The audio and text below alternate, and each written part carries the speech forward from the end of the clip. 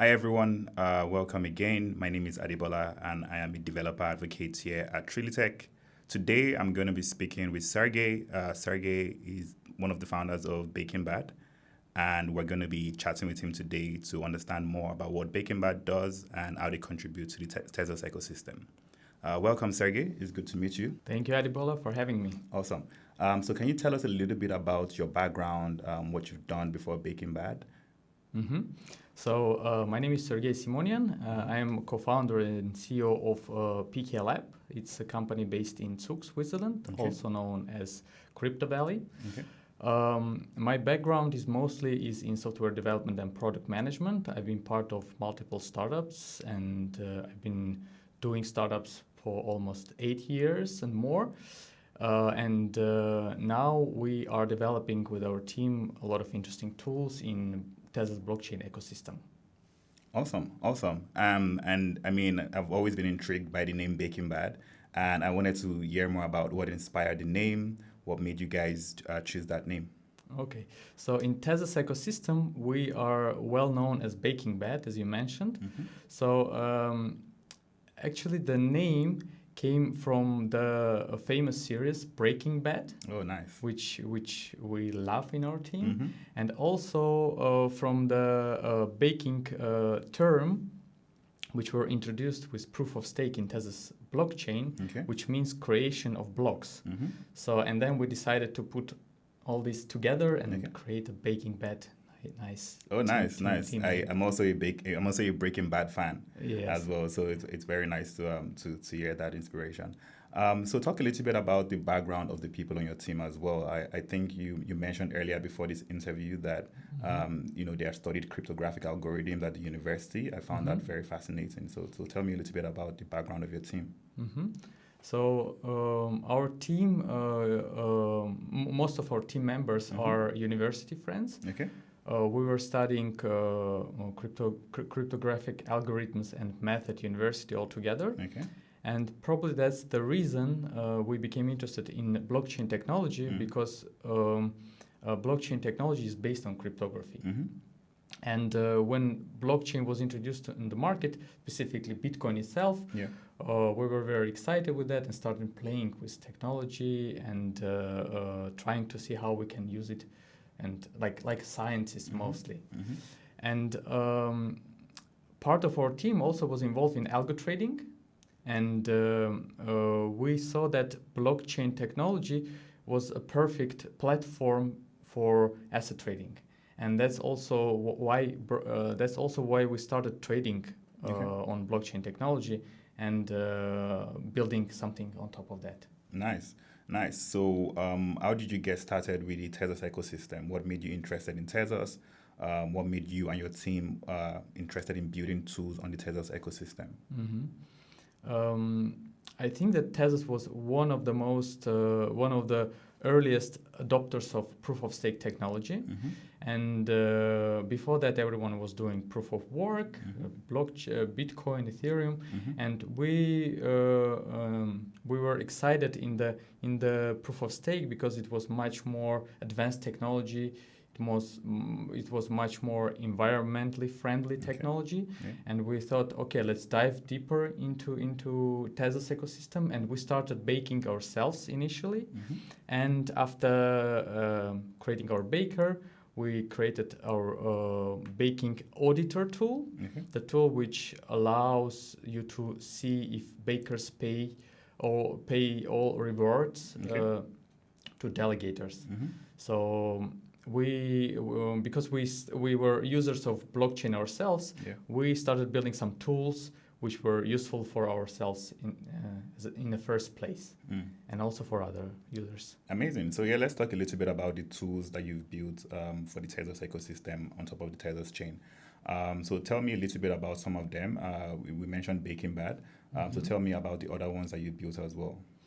Other than Baking Bad, we developed a lot of developer SDKs. Okay. The most famous one is PyTezos, which were initially started by Arthur Brightman. a co-founder of Tezos blockchain. Okay. And now we support this framework. We also developed Tezos .NET library for Tezos blockchain. And on top of these libraries, we created a few indexing solutions. Okay. First one is TZKT, which is one of the most popular Tezos and indexer and explorer in the ecosystem. And another one is Better Call Dev, which is a smart contract explorer. I like the name Better Call Dev. Yes. Another play on Breaking Bad. Yes, yes. Actually, our team is not only good in developing stuff, it's also quite creative in creating names. And you like to have a lot of fun as well. Yes, yes. That's products. A huge part of our day-to-day life. Yeah. We want to enjoy what we do, actually. And the Better Call Dev is a smart contract explorer, which allows developers to explore smart contracts, to see how they work, to deploy their own versions, to test them with the nice user interface. So basically, you can interact with any smart contract through our interface, and it's very helpful. It saves a lot of times. Okay. And another tool is called DeepDupe. Okay. DeepDupe was inspired by the Graph protocol from Ethereum. Okay. Basically, DeepDupe is similar to TZKT in the way that it's also an indexer. So it's a tool which allows you to get data from the blockchain, but DeepDupe allows you to get specifically on the data related to your applications. For example, you have a DeFi protocol, and then you store some data on the chain, but you don't need all other information from the blockchain. You only need data from your specific smart contracts, which are related to your application. Then you use DeepDupe to get only this data. Okay. And this tool, this framework, it saves you time, because without DeepDupe, you would do everything yourself, selecting all this data from the chain, but you can deploy our DeepDupe instance and just use it. And everyone in the ecosystem, there are a lot of teams actually in ecosystem which rely on our tools, TZKT, Better Call Dev, and DeepDupe. Amazing, amazing. And I was looking at DeepDupe yesterday as well, just before this interview, and I saw that it's an easy way for people who simply want to integrate the blockchain into their application using APIs. It's a tool for engineers to quickly use to get set up. So can you talk a little bit about some use cases that you've seen engineers or other developers use DeepDupe for? Definitely. One of the use cases is, for example, if you have an NFT marketplace, then you have few smart contracts which manage this marketplace on chain. Then you can set up DeepDupe. You can list all these smart contracts in configuration, and automatically you get this nice API, which allows you to get information related to this marketplace with a nice API. So the idea is that you don't do a lot of coding yourself. You just create some configuration file and you're happy. Also, if you build a DeFi protocol, for example, you also have 1, 2, 3 smart contracts, and then you can set up DeepDupe to get information from chain related to these smart contracts.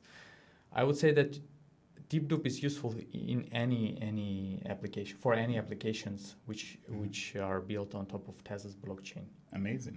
Amazing. And I also saw that, so I was looking at it yesterday as well, and I saw that it's got GraphQL APIs. Just like you said, it depends on the Graph protocol on Ethereum.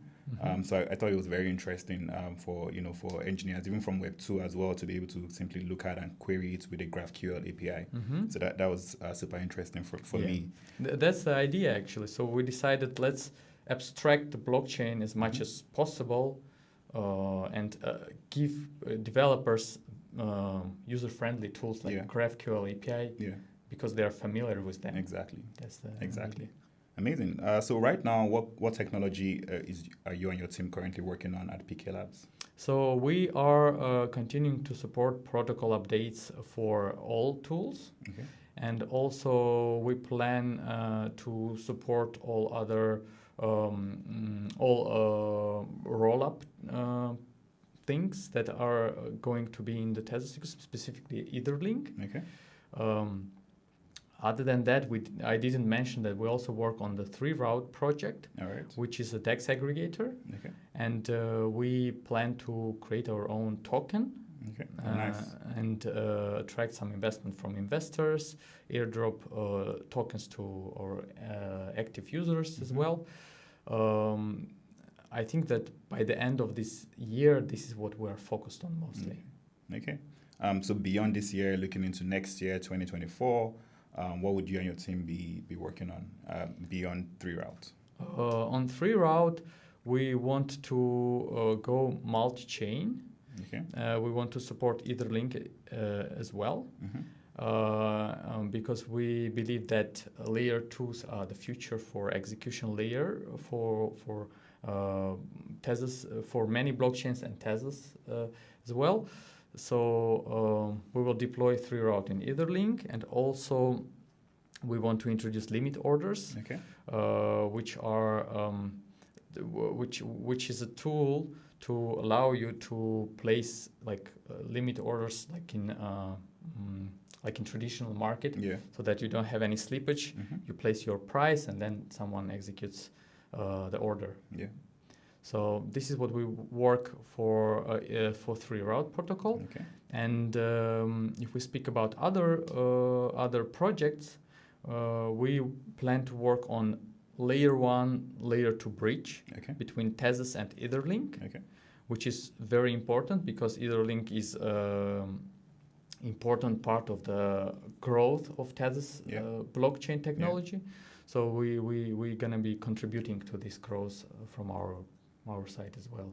And also we will support everything from the indexing perspective, so that developers have the same nice user experience everywhere. I guess as a developer advocate myself, I have to say thank you to everything that you guys are doing at PK Labs, particularly with TZKT, Deep Dope as well, and now 3Route, just to make the developer experience even easier and make the onboarding for developers easier on the Tezos ecosystem. So, thank you so much for that.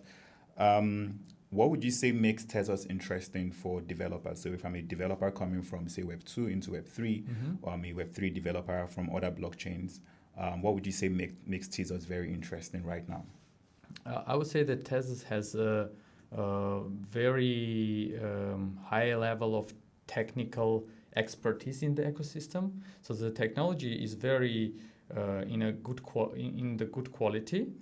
And there are a lot of developer tools which are much better than in other ecosystems. And I think that when you're developing a product, you should be thinking about some use cases, about getting users, about attracting investments, etc. And I think Tezos blockchain is very interesting from in the NFT space, because Tezos was one of the most popular NFT blockchains. It was called Clean NFT because of proof of stake, and a lot of artists and collectors, they came to Tezos ecosystem and they stay there until now. And building something in NFT space on the Tezos blockchain allows you to get access to this user base. And also it's important to consider that Tezos users, they are not speculators. They're mostly real collectors and artists which enjoy what they do. So, and it's much better to offer something to this type of users other than just to speculators which buy and then sell and then destroy your product. So you can have like a longer lifetime value with your customers and with your users. And also I think that DeFi is going to grow in Tezos ecosystem. It's not that popular as in EVM space, but this is something that everyone works a lot, and we have a lot of good tooling. And I think that is something that I would bet on myself as well. Amazing. So for the future of Tezos, you see DeFi and you see NFTs also being a big thing on Tezos ecosystem. Yes, and also I can mention that gaming is also kind of NFT. It's also we also use NFTs in gaming, so I would say that gaming is also interesting because of many collaborations with big studios. We already have quite amount of traction in gaming, and I think it's also going to grow in the future. And I think that these are three very important use cases for for the Tezos blockchain. And I think developers would have a great experience building on Tezos, also using some of the tools that PK Labs has developed, like TZKT, DeepDope, and also Baking Bad as well, and Better Call Dev. Yes, not going to forget that. So thank you so much, Sergei. It was really good speaking with you today. Thank you for sharing all of the knowledge and the information that you've shared here today. And I hope we can get you back again in London next time. Okay, thank you very much for having me. It was a great pleasure to speak with you, and I'm looking forward to meeting you again next time. Awesome. Take care. Okay, thanks. All right.